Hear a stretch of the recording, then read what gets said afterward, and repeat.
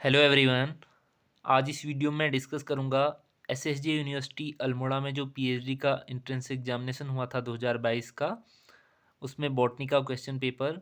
तो पहला क्वेश्चन यहाँ पे है, highlights of world summit on sustainable development यानी कि WSSD इज।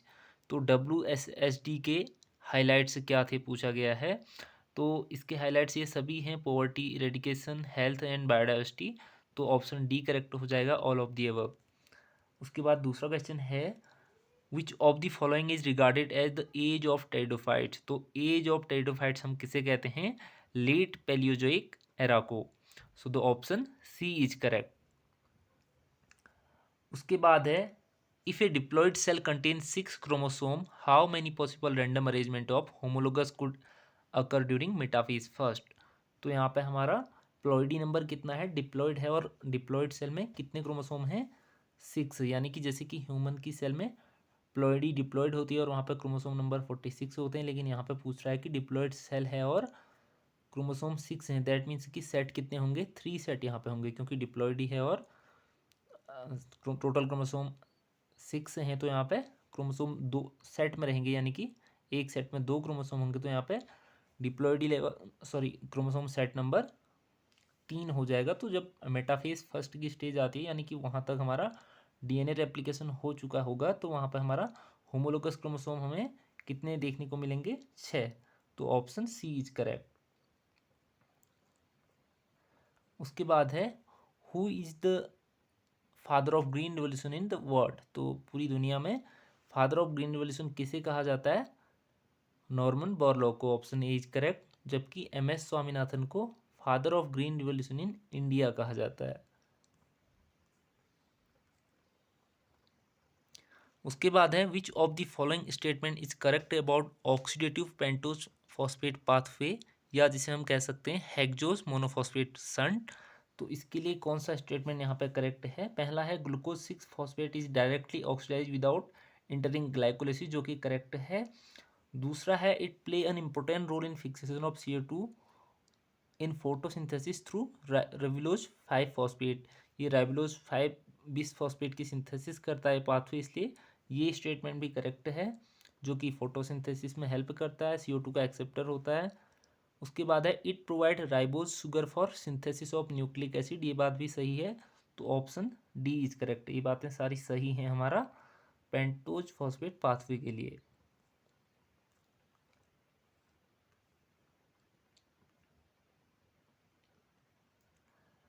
उसके बाद है, significance of double fertilization is. तो डबल फर्टिलाइजेशन का सिग्निफिकेंस सबसे इंपॉर्टेंट क्या है इनमें से? ऑप्शन सी करेक्ट होगा, डेवलपमेंट ऑफ एंडोस्पर्म यानी कि triploid endosperm to nourish embryo. उसके बाद है, the classification of angiosperm given by Bentham and Hooker was based on the classification system of following botanist. तो कौन से बॉटनिस्ट थे जिनके बेस पे बेंथम एंड हुकर ने अपना आर्टिफिशियल सिस्टम ऑफ क्लासिफिकेशन दिया था? तो वो थे de Jussieu and de Candolle. Option C is correct. उसके बाद है, verticillaster inflorescence is the characteristic feature of which family. तो वर्टिस-लेस्टर इन्फ्लोरेसेंस हमारा लेमिएसी का कैरेक्टरिस्टिक फीचर होता है। तो यहाँ पे ऑप्शन डी करेक्ट होगा। उसके बाद है, in which of the following feature angiosperm resemble gymnosperm. तो ऐसा कौन सा फीचर है जो एंजियोस्पर्म और जिम्नोस्पर्म में सेम होता है? वो है प्रेजेंस ऑफ ओव्यूल। जबकि जो वेसल्स हैं हमारा जिम्नोस्पर्म में अब्सेंट रहते हैं और एंजियोस्पर्म में प्रेजेंट रहते हैं। और नेचर ऑफ एंडोस्पर्म हमारा जिम्नोस्पर्म में क्या होता है? हैप्लॉइड, जबकि एंजियोस्पर्म में ट्रिप्लॉइड होता है। और मोड ऑफ फर्टिलाइजेशन भी दोनों में अलग है। हमारा एंजियोस्पर्म में डबल फर्टिलाइजेशन हमें देखने को मिलता है, जबकि जिम्नोस्पर्म में ऐसा कुछ नहीं होता। तो इसका ऑप्शन ए करेक्ट होगा। उसके बाद है, the process of DNA replication involve. तो डीएनए रेप्लिकेशन की प्रोसेस में क्या क्या चीज़ें इन्वॉल्व होती हैं, इनमें से करेक्ट स्टेटमेंट हमें बताना है। पहला है, मल्टीपल ओरिजिन और रेप्लिकेशन पर क्रोमोसोम इन यूकैरियोट। तो जो प्रोकैरियोट हैं उनमें उसमें हमें सिंगल ओराई या ओरिजिन ऑफ रेप्लिकेशन देखने को मिलता है, जबकि यूकैरियोट में हमें मल्टीपल ओराई देखने को मिलते हैं। तो ऑप्शन ए यहाँ पे करेक्ट है। दूसरा है, binding of ribosome to origin of replication, जो कि इनकरेक्ट है, क्योंकि राइबोसोम जनरली mRNA से बाइंड होता है और प्रोटीन सिंथेसिस की प्रोसेस का पार्ट है। उसके बाद है continuous synthesis on both strand of the double helix. तो कंटिन्यूअस नहीं बल्कि डिसकंटिन्यूअस सिंथेसिस होती है, क्योंकि एक लैगिंग स्ट्रैंड की सिंथेसिस होती है, दूसरा लीडिंग स्ट्रैंड। उसके बाद है conservative replication with one original double helix and one totally new double helix as product. तो ये कंजर्वेटिव नहीं होता, ये सेमी कंजर्वेटिव होता है। तो यहाँ पे ऑप्शन ए ही करेक्ट होगा।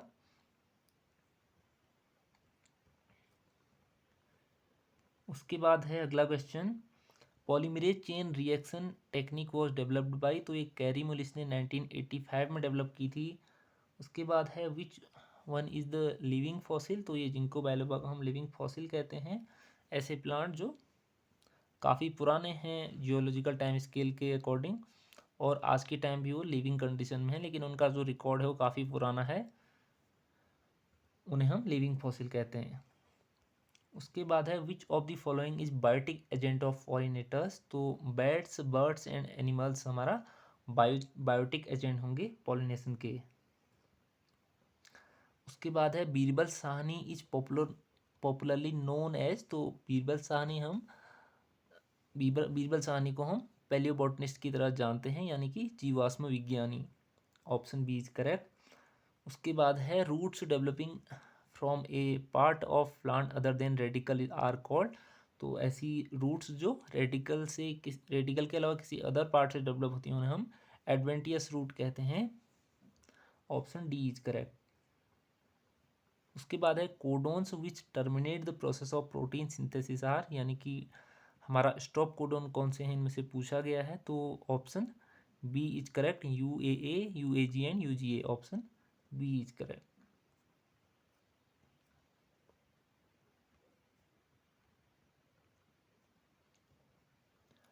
उसके बाद है fungal hyphae penetrate hard cell wall of their host with the help of. तो फंगल हाइफी में एक स्ट्रक्चर बनता है पेनिट्रेशन के लिए, जिसे हम हॉस्टोरिया कहते हैं। Option D is correct. उसके बाद है the headquarters of botanical survey of India, यानी कि BSI। तो BSI का हेडक्वार्टर हमारा कहाँ लोकेट है? कोलकाता, वेस्ट बंगाल में। Option B is correct. उसके बाद है which of the rocks are most suitable for fossil formation. तो हमें फॉसिल जनरली सेडिमेंट्री रॉक्स में देखने को मिलते हैं, और इसलिए ऑप्शन सी करेक्ट होगा। उसके बाद है मेंबर्स ऑफ मेस्टिगो माइकोटिना, यानी कि lower fungi are characterized by the presence of. तो जो लोअर फंजाई या मेस्टिगो माइकोटिना के मेंबर्स हैं फंजाई किंगडम फंजाई में, वो मोटाइल स्ट्रक्चर वहाँ पे हमें देखने को मिलते हैं, जबकि अदर में मोटाइल सेल जनरली एब्सेंट होती हैं। तो ऑप्शन डी करेक्ट होगा यहाँ पे। उसके बाद है the main function of Golgi apparatus in cell is. तो to help in protein synthesis by releasing some enzyme, ये गलत है। दूसरा है to help in cell division by releasing some biosensor, ये भी इनकरेक्ट है। उसके बाद दूसरा ऑप्शन देखते हैं। उसके बाद है to help in sorting many proteins and membrane constituents and directing them to their proper destination. तो ये करेक्ट है, ऑप्शन सी। उसके बाद है to help in oxidation of carbohydrate, जो कि गलत है। तो ऑप्शन सी यहाँ पे करेक्ट हो जाएगा, गोल्जी एपरेटस का फंक्शन। उसके बाद है लार्जेस्ट डाइकॉट फैमिली इज। तो डाइकॉट की सबसे लार्जेस्ट फैमिली हमारा एस्टेरेसी है, सेकेंड लार्जेस्ट फैमिली हमारा ऑर्किडेसी है, थर्ड लार्जेस्ट फैमिली फेबेसी को कहा जाता है। तो यहाँ पे डाइकॉट की लार्जेस्ट फैमिली पूछी गई है, तो ऑप्शन डी करेक्ट होगा, एस्टेरेसी। उसके बाद है general characteristic feature of an ecotone. तो इकोटोन क्या होता है? ऐसा ट्रांजिशन जोन जहाँ पे जो दो कम्युनिटी या इकोसिस्टम है वो मर्ज करते हैं। तो वहाँ पर ऐसा कैरेक्टरिस्टिक फीचर क्या है, ये पूछ रहा है। पहला है it has greater number of species with higher density than that of neighbouring community. तो यही ऑप्शन ए करेक्ट हो जाएगा।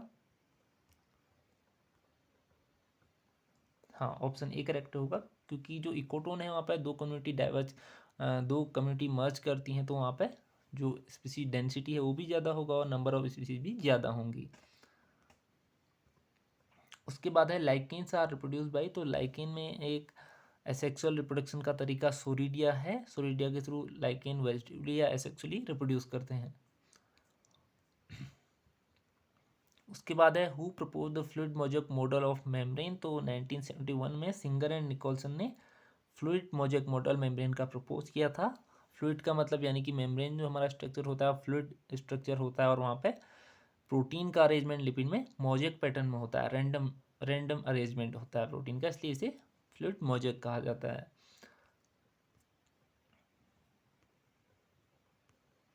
उसके बाद है somatic structure of fungus is called, तो फंगस के जो सोमेटिक स्ट्रक्चर है उसे माइसीलियम कहते हैं, जो कि हाइपी से मिलकर बना होता है, ऑप्शन डी इज करेक्ट। उसके बाद है numerous stamen are generally present in, तो न्यूमरस यानी कि बहुत सारे स्टेमन हमें निम्फिएसी में देखने को मिलते हैं, ऑप्शन ए इज करेक्ट। उसके बाद है कॉर्क कैम्बियम यानी कि फिलोजन इज एन एग्जाम्पल ऑफ, तो जो हमारा फिलोजन या कॉर्क कैम्बियम है वो लेटरल मेरिस्टेम का एग्जाम्पल है, जो कि सेकेंडरी ग्रोथ ऑफ प्लांट में हेल्प करता है। उसके बाद है इन लेबिएटी, या इसे हम लेमिएसी भी कह सकते हैं, द फ्रूट्स आर यूजुअली, तो लेमिएसी के जो फ्रूट्स हैं उन्हें हम नटलेट कहते हैं, तो ऑप्शन यहाँ पे सी करेक्ट हो जाएगा, नेटलेट।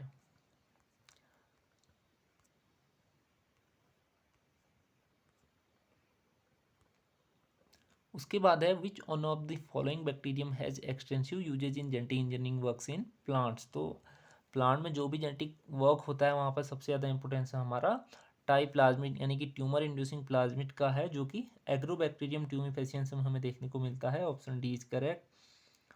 उसके बाद है which of the following is not correct about parasexual cycle in fungi, तो हेट्रोकैरियोसिस यहाँ पे होती है, nuclear fusion in vegetative cell यहाँ पे होता है, recombination by mitotic crossing over होता है यहाँ पे, जबकि यहाँ पे मियोसिस इन्वॉल्व नहीं होता, तो ऑप्शन यहाँ पे डी इनकरेक्ट हो जाएगा पैरासेक्सुअल साइकिल ऑफ फंजाई के बारे में। उसके बाद है seed banks help in preserving, तो सीड बैंक हमें जेनेटिक डाइवर्सिटी को प्रिजर्व करने में हेल्प भी करते हैं, मेंटेन एंड प्रोटेक्ट बायोडाइवर्सिटी भी इसमें आ जाएगा, और प्रोवाइड सीड्स टू फार्मर्स यानी कि all of the above, option D is correct. उसके बाद है which of the following character make a species susceptible to extinction, तो कह रहा है कि किसी स्पीसीज का ऐसा कौन सा करेक्टर है जो उसे मोर ससेप्टेबल बनाता है उसके एक्सटिंक्शन के लिए, यानी कि कोई स्पीसीज कब खत्म हो जाएगी, तो इसका है correct answer option B, feeding at high trophic level in food chain, तो ट्रॉपिक लेवल पर जो सबसे हाईएस्ट लेवल पर रहेगा उसको सबसे ज़्यादा खतरा रहता है, जैसे कि टाइगर वगैरह को। उसके बाद है system of classification presented by Linnaeus, तो लिनियस का जो क्लासिफिकेशन सिस्टम था प्लांट्स का वो प्योरली आर्टिफिशियल था, ऑप्शन बी इज करेक्ट। उसके बाद है the term protoplasm was coined bye, तो टर्म प्रोटोप्लाज्म कॉइन किया था पुरकिंजे ने, ऑप्शन सी इज करेक्ट। उसके बाद है phylogeny is the study of, तो फाइलोजेनी हम किसकी स्टडी को कहते हैं, इवोल्यूशनरी हिस्ट्री ऑफ ऑर्गेनिज्म यानी कि evolutionary history of plants, option B is correct. उसके बाद है coralloid root of Cycas contains, तो साइकस की जो कोरोलॉइड रूट होती हैं उनमें ब्लू ग्रीन एलगी हमें देखने को मिलती है।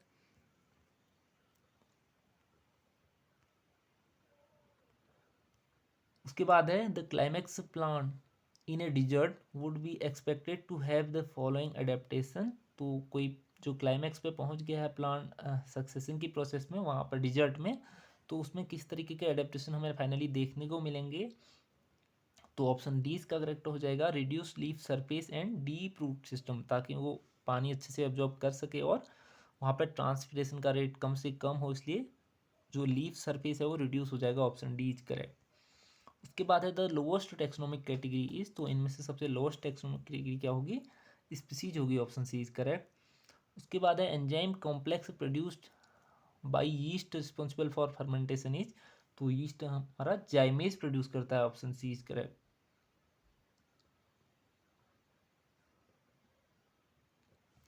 उसके बाद है the organism which feed on dead organism wastage of living organism are called, तो इन्हें हम डेट्रीवोस कहते हैं, ऑप्शन सी करेक्ट, जबकि डिकम्पोजर हम स्मॉल माइक्रो ऑर्गेनिज्म को कहते हैं जो डाइजेस्ट करते हैं डेड मटेरियल को, लिविंग पे वो डिपेंड नहीं रहते, यानी कि मतलब वो लिविंग मटेरियल जो बड़ा होता है उस पर डिपेंड नहीं रहते, बल्कि वो एब्जॉर्ब करते हैं न्यूट्रिशन को, वो ईट नहीं करते, जो ईट करेंगे उन्हें हम कहेंगे detritivore, option C is correct. उसके बाद है bicollateral vascular bundles are common in, तो बाई कोलेट्रल वेस्कुलर बंडल हमें कुकर बिटेसी में देखने को मिलते हैं, यानी कि ऑप्शन डी कुकर बिटा। उसके बाद है which of the following groups of plants are highly useful in increasing soil fertility. तो बैक्टीरिया ही ऐसे हैं जो सॉइल फर्टिलिटी में सबसे ज़्यादा हेल्पफुल हैं। तो यहाँ पे ऑप्शन बैक्टीरिया हो सकता है, लेकिन यहाँ पे प्लांट्स अगर पूछा है तो हमारा ब्राफाइट, तो इनका इंपॉर्टेंस तो काफ़ी कम है, तो यहाँ पे ऑप्शन डी ही करेक्ट होना चाहिए। लेकिन इनने प्लांट्स लिख दिया तो प्लांट्स की कैटेगरी में ब्लू ग्रीन एल्गी आ जाते हैं, जैसे कि साइनोबैक्टीरिया, जो कि एल्गी कैटेगरी में कभी कभी माना जाता है। तो ऑप्शन यहाँ पे हम डी ही कहेंगे, क्योंकि रेड एल्गी, फंजाई, ब्राफाइट, इनका इंपॉर्टेंस तो फर्टिलिटी को इंक्रीज करने में कम ही है।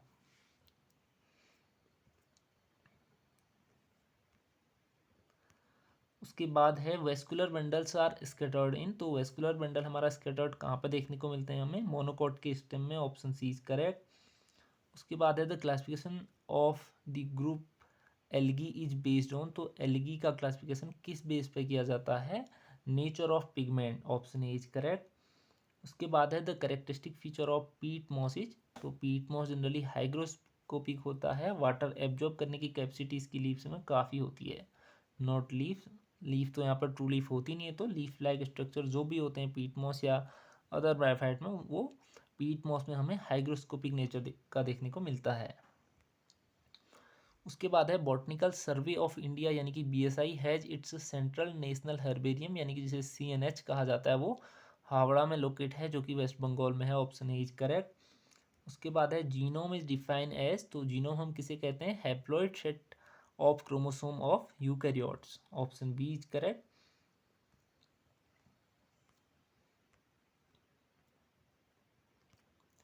उसके बाद है in your opinion which is the most effective way to conserve the plant diversity of an area, यानी कि बहुत बड़े एरिया का अगर हमें कंजर्व करना होगा तो हम बायोस्फीयर रिजर्व की हेल्प से ही कर सकते हैं, ऑप्शन ए इज करेक्ट होगा यहाँ पे, by creating biosphere reserve, option A is correct.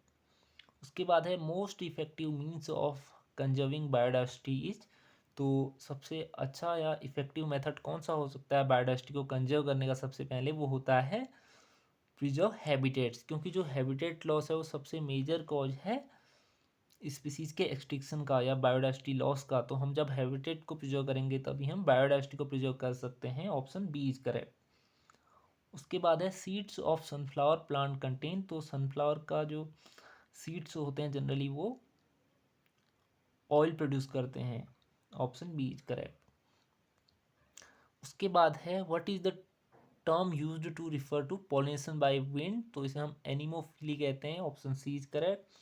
उसके बाद है club moss belongs to, club moss यानी कि Lycopodium belongs to pteridophyte, option D is correct. उसके बाद है जो most important application of genetic engineering is to, पहला है make study of chromosome easy, जो कि गलत है। दूसरा है unravel the structure and mechanism of expression of genes, ये भी गलत होगा। उसके बाद है तीसरा टू मेक डीएनए लाइब्रेरी, ये कुछ हद तक सही है, क्योंकि जेनेटिक इंजीनियरिंग की हेल्प से ही हम डीएनए को कट करके डीएनए लाइब्रेरी बना सकते हैं। और उसके बाद है प्रिपेयर डीएनए क्लोन्स। तो डीएनए क्लोनिंग यहाँ पर होना चाहिए था सबसे बेस्ट आंसर, तो यहाँ पे हम आंसर मानेंगे या ऑप्शन सी या ऑप्शन डी, श्योर नहीं हूँ मैं इसके लिए, ऑप्शन डी यहाँ पे हम मानेंगे, यानी कि डीएनए क्लोनिंग।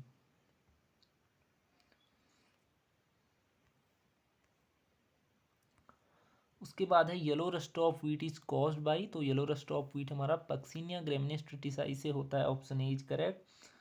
उसके बाद है functional megaspore in an angiosperm develops into. तो फंक्शनल मेगास्पोर एंजियोस्पर्म में 3 माइटोसिस के बाद डेवलप होता है 7 सेल्ड 8 न्यूक्लिएटेड एम्ब्रियोसेक में, ऑप्शन सी इज करेक्ट। उसके बाद है in plant tissue culture the callus tissue are generated into a complete plantlet by altering the concentration of. तो यहाँ पे ऑक्सिन एंड साइटोकाइनिन का सबसे इंपॉर्टेंट रोल होता है, यानी कि ऑप्शन बी करेक्ट होगा, हॉर्मोन्स। उसके बाद है cleistogamous flowers is seen in. तो क्लिस्टोगेमस फ्लावर ऐसे फ्लावर होते हैं जो कभी भी ओपन नहीं होते, ये क्लोज्ड होते हैं, यानी कि इनमें सेल्फ पॉलिनेशन ही हमेशा होता है, क्रॉस पॉलिनेशन को प्रिवेंट करने के लिए बने होते हैं। तो क्लिस्टोगेमी जनरली हमें कॉमेलिना में देखने को मिलती है, जो कि एक मोनोकॉट कॉमेलिनेसी फैमिली से बिलोंग करता है। तो यहाँ पे एनोनेसी, रूटेसी, टीलियसी, इनमें हमें क्लिस्टोगेमस फ्लावर देखने को मिलते नहीं हैं, तो ऑप्शन डी करेक्ट हो जाएगा। उसके बाद है the stomata in succulents open in, तो सकलेंट जो प्लांट होते हैं डिजर्ट में उनमें स्टोमेटा हमारा नाइट टाइम पे ओपन होते हैं। उसके बाद है most abundant and basic oxygen is, तो मोस्ट अबंडेंट यानी कि सबसे बेसिक ऑक्सीजन जो है वो है indole acetic acid, option D is correct.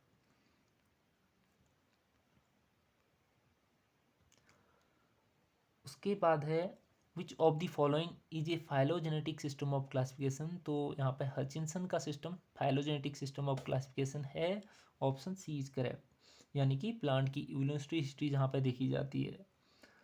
उसके बाद है which of the following statement is correct about diffusion, तो डिफ्यूजन के बारे में कौन सा स्टेटमेंट करेक्ट है पूछा जा रहा है। पहला है it is very rapid over long distance, तो ये बहुत ज़्यादा रैपिड तो नहीं होता, स्लो होता है। दूसरा है it require an expender of energy by the cell, तो यहाँ पे इट एनर्जी का इन्वॉल्वमेंट नहीं होता, ये भी गलत है। तीसरा है it is a passive process, जो कि सही है, डिफ्यूजन हमारा पैसिव प्रोसेस या पैसिव ट्रांसपोर्ट में ही आता है। चौथा है it occurs when molecules move from a region of lower concentration to higher concentration, ये कि ये गलत है क्योंकि जो डिफ्यूजन है वहाँ पे higher concentration to lower concentration molecule का मूवमेंट होता है। तो यहाँ पे करेक्ट ऑप्शन डिफ्यूजन के बारे में ऑप्शन सी सही होगा, जो कि है पैसिव प्रोसेस। उसके बाद है botanical name of edible fern having fresh green and uncurled fronds, तो जो एडिबल फर्न है जिसकी लीव्स फ्रेश ग्रीन होती हैं तो उसका नेम बॉटनिकल नेम पूछा गया है, तो इसका बॉटनिकल नेम है डिप्लेजियम एस्कुलेंटम। तो यहाँ पे एस्कुलेंटम जो टर्म है यानी कि स्पीसीज नेम है, उससे ही पता लग रहा है कि एडिबल होगा, क्योंकि जो एस्कुलेंटम टर्म है टैक्सोनॉमी में वो एडिबल चीज़ों के लिए यूज़ किया जाता है। उसके बाद है which one of the following is not present in higher plant cell, तो ऑप्शन बी करेक्ट होगा बेसल बॉडी, जो कि बैक्टीरिया में हमें देखने को मिलता है, जबकि पेरोक्सिसोम वैक्यूल लाइसोसोम सभी हमें हायर प्लांट या प्लांट सेल में देखने को मिल सकते हैं, यानी कि मिलते हैं। उसके बाद है which of the following is not a fossil bryophyte, तो यहाँ पे फ्यूनेरिया हाइगोमेट्रिका एक लिविंग ब्रायोफाइट है, मॉस है, तो ऑप्शन डी करेक्ट होगा, जबकि बाकी जो ऑप्शन है ये लिविंग फॉसिल ब्रायोफाइट के एग्जाम्पल हैं।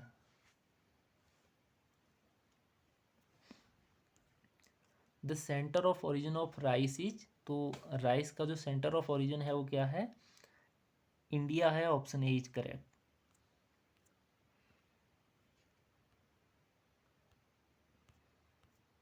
उसके बाद है नेशनल ऑर्किडेरिया यानी कि ऑर्किड जहाँ पे कंजर्व किए जाते हैं, नेशनल ऑर्किड एरिया बना हुआ है वो कहाँ पे सिचुएटेड है, शिलोंग में सिचुएटेड है, ऑप्शन सी इज करेक्ट। उसके बाद है to which group would you assign a plant which produce spore and embryo but lacks seed and vasculature, यानी कि वेस्कुलर बंडल, तो ऐसे प्लांट का ग्रुप हमारा ब्रायोफाइट है जहाँ पे सीड भी प्रोड्यूस होते हैं, एम्ब्रियो भी बनता है और सीड नहीं होते और वेस्कुलर टिश्यू भी नहीं होते, तो ऑप्शन सी करेक्ट होगा।